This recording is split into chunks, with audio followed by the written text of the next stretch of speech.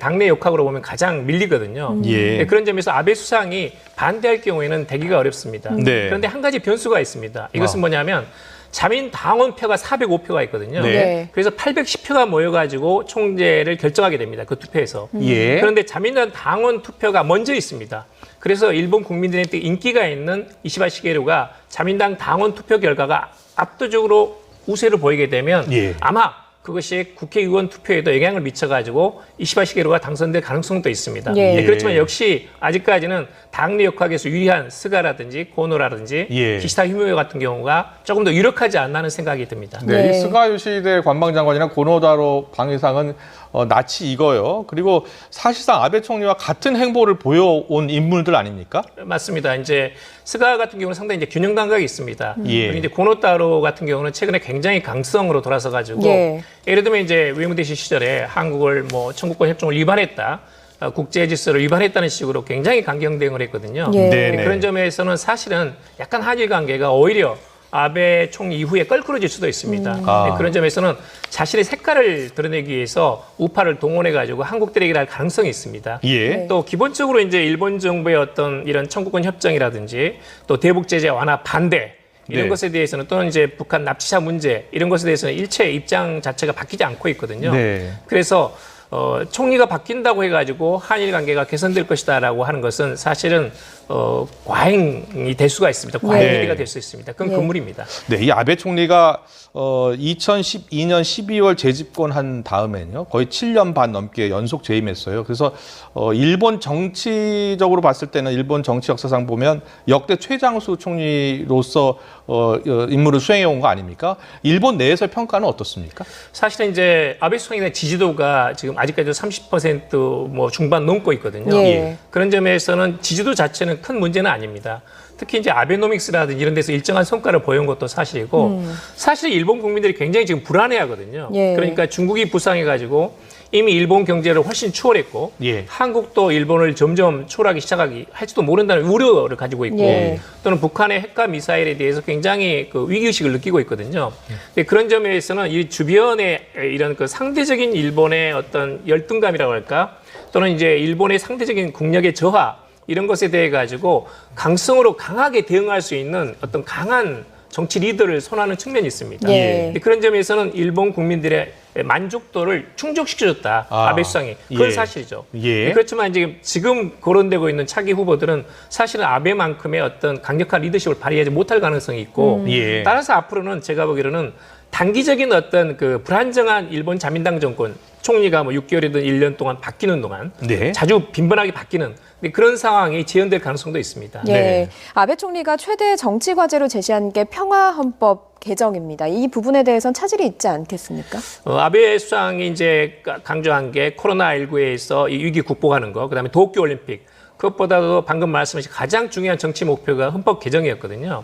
근데 그것은 이제 불가능해졌습니다. 예. 지금 당장 일본은 코로나19 대책에서 성과를 거둬야 되기 때문에 그것이 가장 중요한 차기 후보들의 어떤 그 성공과 실패를 좌우지우지하는 어떤 중요한 리트머스거든요. 예. 그런 점에서는 지금은 헌법 개정을 논할 그런 상황이 전혀 아닙니다. 그렇군요. 예. 코로나19에서 우선 이기고 그리고 나서 도쿄올림픽을 개최하는 데 성공적으로 도달하고 그리고 나서의 문제이기 때문에 아마도 헌법 개정의 그 길은 조금 더 멀어졌다 이렇게 보시면 될 것 같습니다. 네.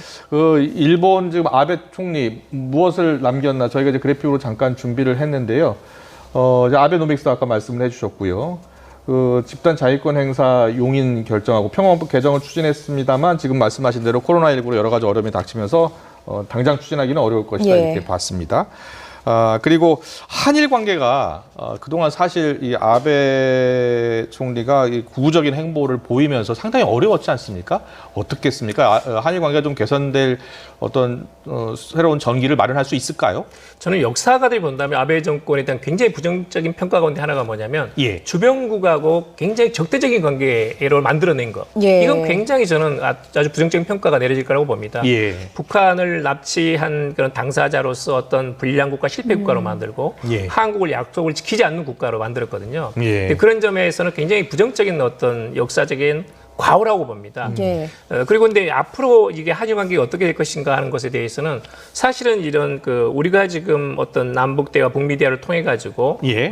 이 비핵화 과정을 추진하는 것하고 일본은 일체 처음부터 대북 제재 완화는 반대거든요. 네. 그리고 한일 관계에서도 청구권 협정은 기본적으로 국제 질서를 위반한 것으로 보고 있기 때문에 이것은 일본 국민이나 일본 자민당이나 또는 차기 총리 후보나 전혀 다를 바가 없습니다. 네. 그런 점에서는 한일 관계가 일정 기간 긴장 관계가 지속되는 것은 아마 바뀌지 않을 것이다. 그렇지만 아베 수상 개인이 가지고 있었던 어떤 그 역사 우파로서의 역사 수정주의자의 인식, 또 한일 관계에서 한국에 대한 불신과 반한 의식이 있었고 예. 이런 점은 굉장히 한일 간의 외교를 실종시킨 중요한 요인 가운데 하나였거든요. 예. 그런 점에서는 우리가 조금 더 자유로워졌고 그런 점에서 한일 간의 외교를 복원시키기 위한 어떤 대화의 모멘텀을 만들 가능성이 높아졌다고 봅니다. 예. 그런 점에서는 예. 11월 하순에 한중일 정상회담과 동시에 한일 정상회담이 예상돼 있기 때문에 네. 그런 점에서 이제 한일 정상 간의 이런 그 만남이 새로운 만남이 만들어지고 거기서 외교를 복원시킬 수 있는 모멘텀을 만들 수 있는 어떤 그런 기회가 생기면 그것이 뭐 다행이 아닐까 그렇게 보고 있습니다. 예. 네. 앞서 거론된 그 유력한 총리 후보 4명 가운데 우리 정부와 가장 궁합이 잘 맞을 수도 있는 그런 후보가 있다면 어떤 후보가 있겠습니까? 저는 기본적으로 기시다 정도라고 봅니다. 예. 이제 기시다는 이제 그 온폭 피해를 받을 때 히로시마 출신이고요. 예. 네, 그래서 굉장히 그 비둘기파입니다.